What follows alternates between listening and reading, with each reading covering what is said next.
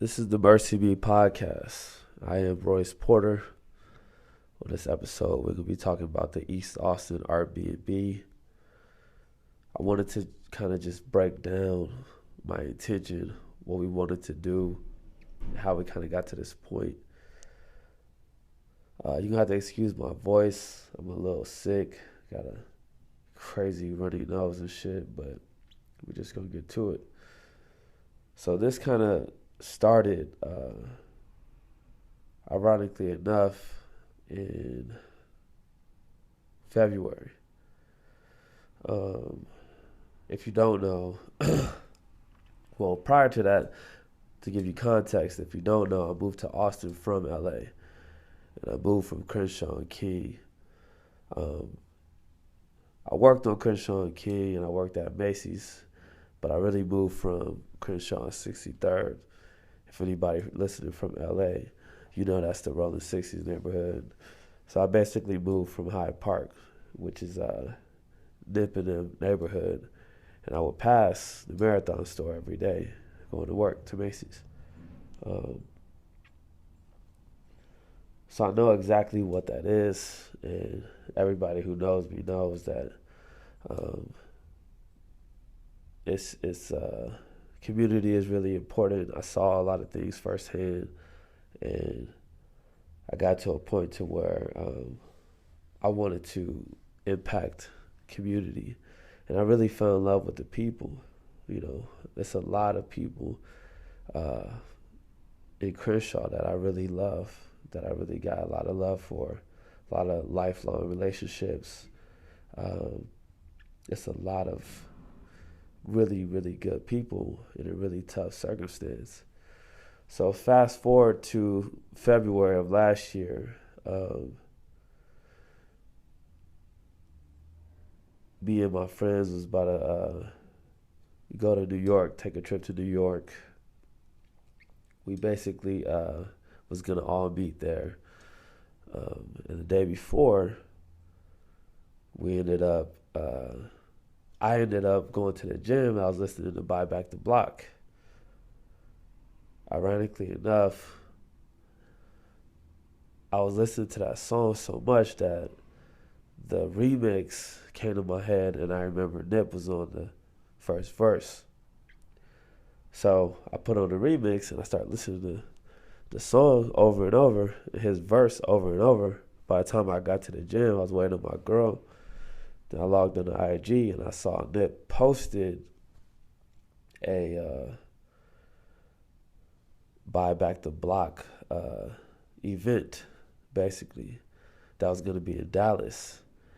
That day was actually the date that he was going to be in Dallas. So I was like, oh shit, I might want to go to this. So my girl pulls up. I'm like, babe, I know I got a flight at 5 a.m. the next day, but do you want to come with me to Dallas? Nip is going to be out here on some real estate shit. And we went. You know, it took 3.5 hours from Austin. We went. Had to be maybe 80 people or something, maybe even more or less, I don't know. But it was very intimate, a lot of openers and things, but he wasn't there to perform. He was literally just there to talk real estate. This was the end of February. So in that convo, we learned so much, but one of the things was opportunity zones. Now, opportunity zones are a new legislation that basically circumvents you from paying any taxes based on how long you invest in a property or a business that is in a lower income area. Basically, our communities, right? This is a brand new legislation that just passed. Nip brought it up, and he said, if you study this, if you Google this, you know, you'll get your money's worth. So I knew that was important. A few weeks later, you know, he's murdered, right? And it hits us all in the chest. But a few months after that, or whatever, in that time, his business partner Dave Gross has an event that he's speaking at, and it's the first Opportunity Zone Summit, and it's in Newark. So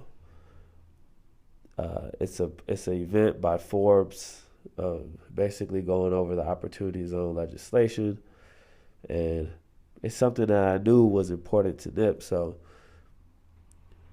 I basically was like, I'm gonna go and I'm gonna see what this is about. We've been invested in real estate for 4 years. This is right up my alley, and I went. So I go to Newark. We sit through the whole day of people from Treasury, people from Congress, it's mayors. Charlemagne is there, T.I. is there, David Gross is there. Everybody's talking about opportunity zones and legislation and what it could possibly do for the economy. But specifically, I remember the route. So I stayed in Newark, and I must have stayed in the nicest part of Newark. Newark was a very black community, so that was incredible. But I stayed in an Airbnb that was in this mansion. It was like a compound type of shit. So when I stayed in there, it had 6 or 7 different apartments in one home. It was crazy. But my Uber driver picked me up that morning to go to the event, was downtown Newark at a museum. And he literally took me from the nicest part of Newark to the worst part of Newark. And I was able to see and feel something that was really to me than anything I felt throughout that day, which was basically, this is what I'm supposed to be doing. Up until that moment, we was investing in real estate, but not looking at lower income areas, not looking at our own communities. We was looking at the best communities. And that's not where we're going to make the most impact. So I saw the disparity economically when we got to our community, when we got to the black and Latino areas in Newark. And it was a completely different experience. It was a completely different amount of resources that clearly this is a disproportionate setup intentionally. And from that moment, I just remember feeling like this is what I'm supposed to be doing. I'm supposed to be buying real estate in our communities. So fast forward, by the time I get back, this is what I'm doing. By the time I got back that next day, we started a new project on renovating one of our properties in Austin, and that took a few months. No, actually, that was after I got back from New York. But by the time I got back from Newark, I was just looking at my experience in East Austin and looking at it totally different. So I remember seeing this map throughout the Forbes event for East Austin, or for Austin.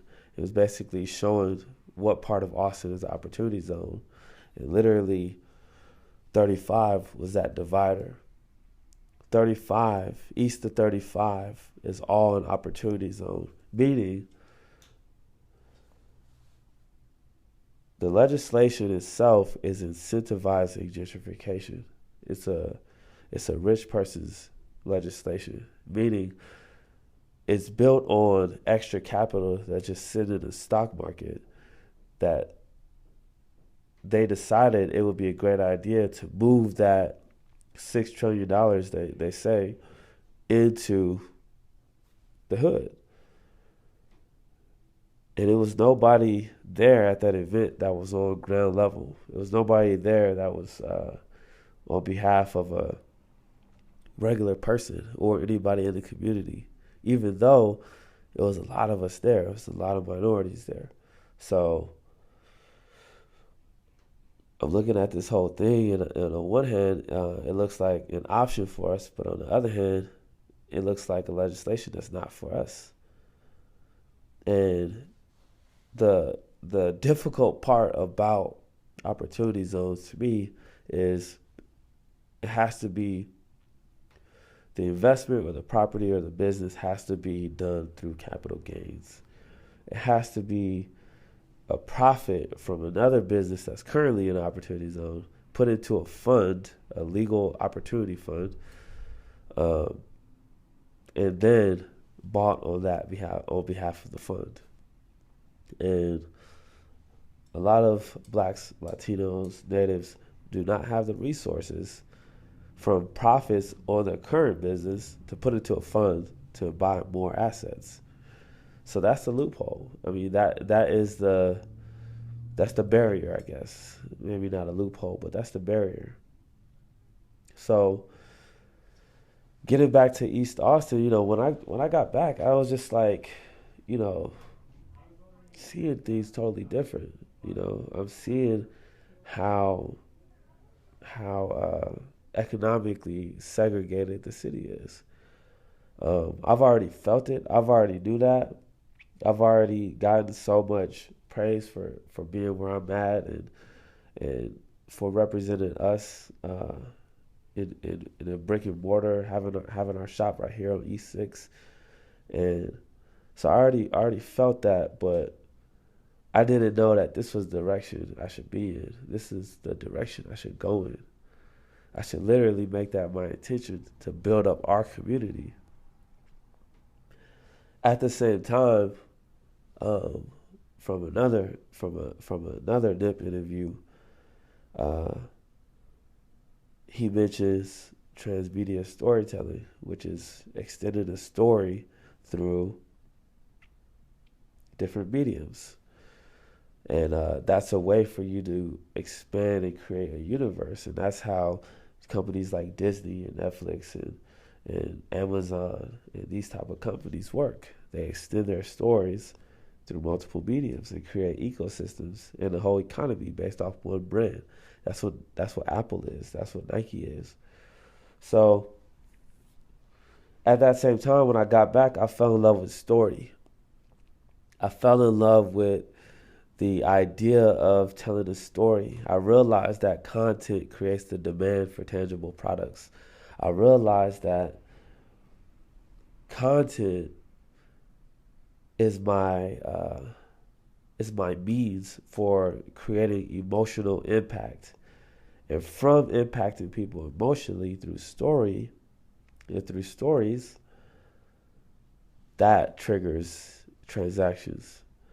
And it just all clicked. So a lot of you may know that I started ramping up in content. I started thinking about what are ways that we can produce more content. I started looking at MercyMe like a Netflix or like a HBO or like a Showtime or like an Amazon Prime.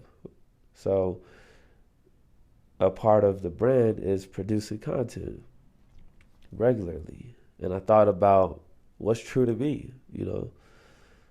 I'm a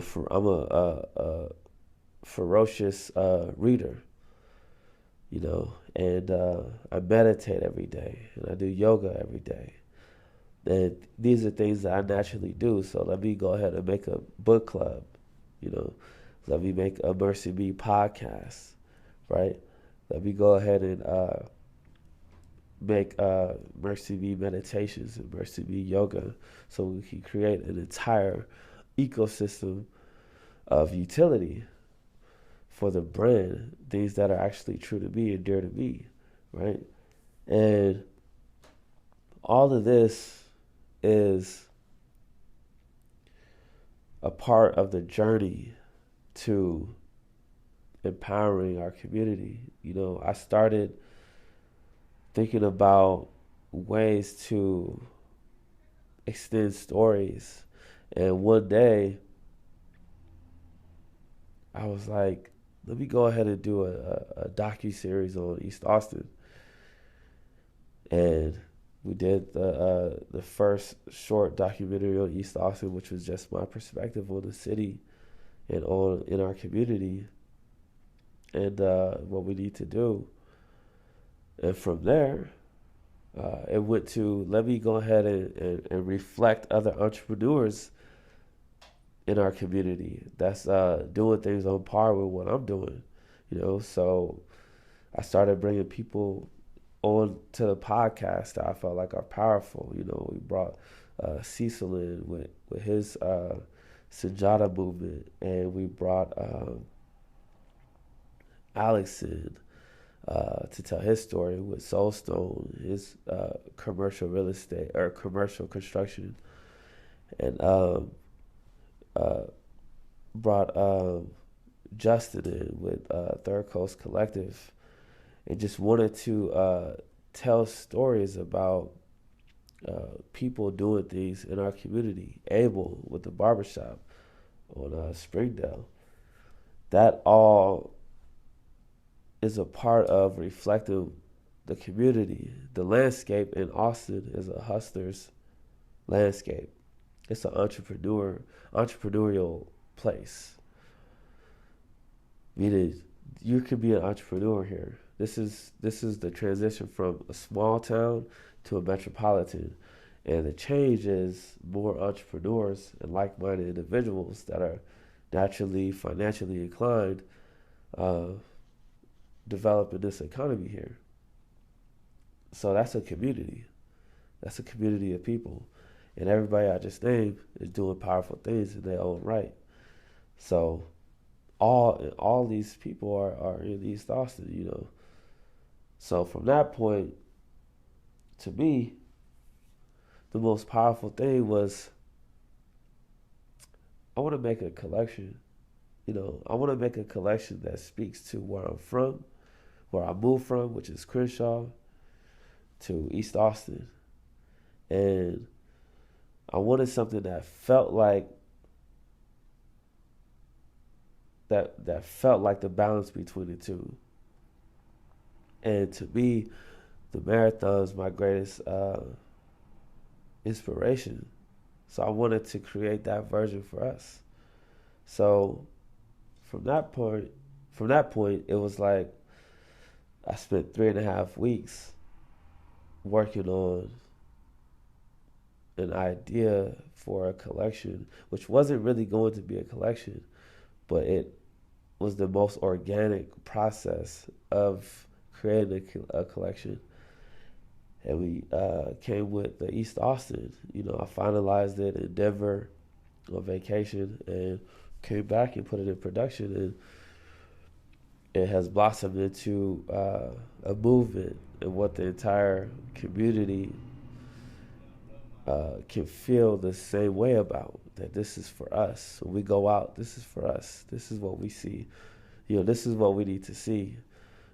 Something that speaks to us, that represents us. And from that point, I knew that we were going to purchase another property.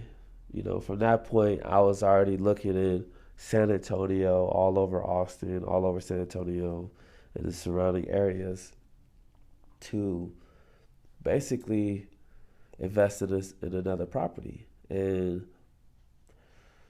But I didn't, until after the collection, I didn't think about, wait, hold on. Let me see what's available in East Austin. Let me just see. So we started on that hunt, and we found a couple, and we ended up deciding that, this is what we're going to do. We're going to buy a property right here, because this is just where the energy is, and this is our community. We need to focus specifically on East Austin. And that's what we did.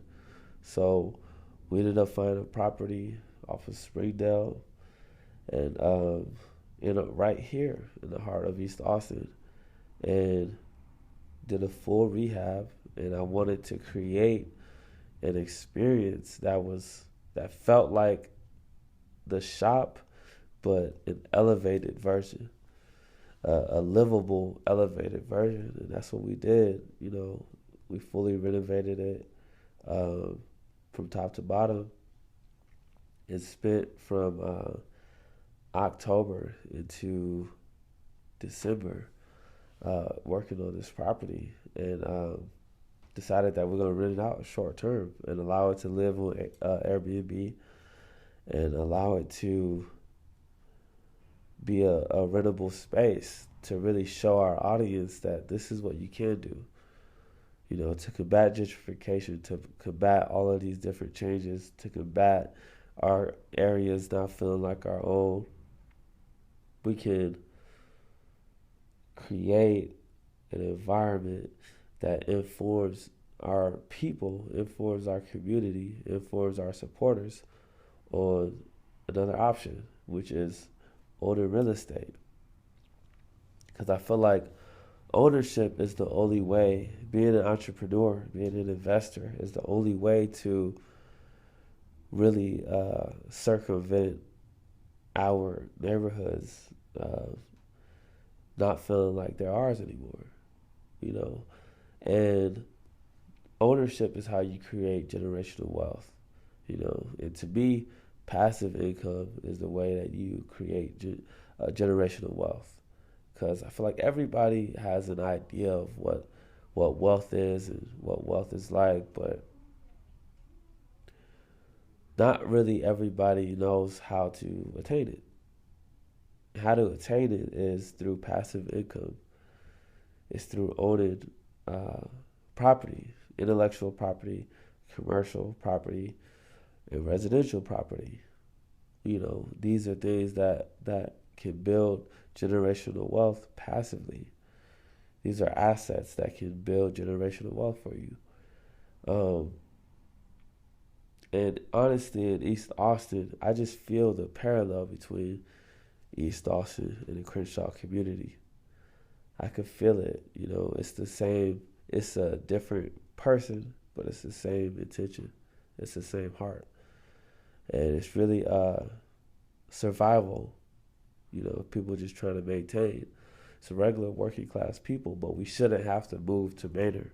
We shouldn't have to move to Round Rock. We shouldn't have to move to Hutto, you know, or Kyle, or Taylor, or Leander, or any of the other places. You know, we shouldn't have to migrate and be pushed around economically. We can stand on all 10, we can educate ourselves, and we can build enterprises around our art, and we can invest in real estate in our own communities. And it's only right. It's only right, you know.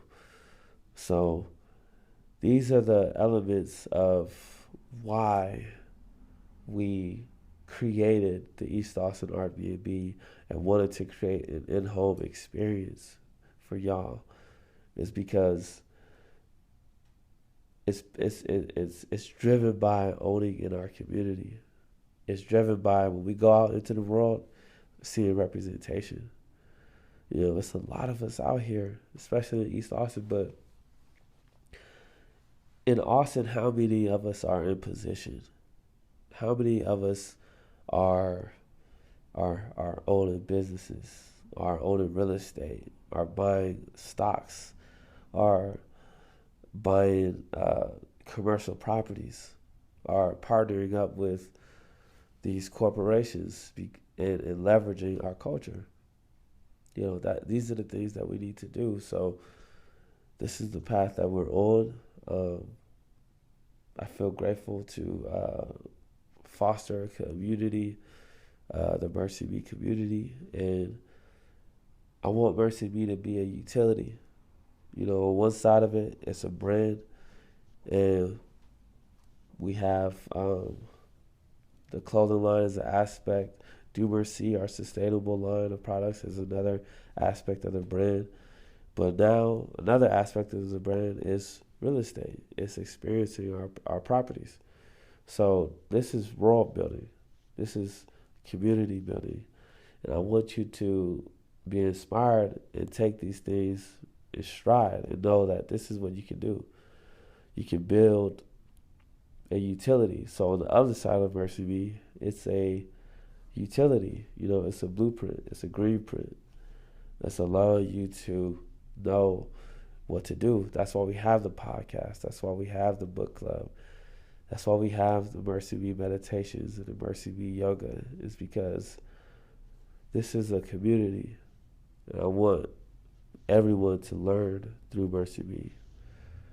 So yeah, ultimately, it's about how we feel. How do we feel? How does something feel?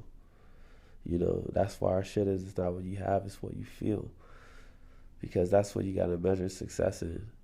And success isn't tangible. It's intangible. It's emotional. Because everything is just an experience, And yeah, I hope you enjoy it. Give me feedback. It's gonna change throughout time, and we're just gonna continue to build our community up.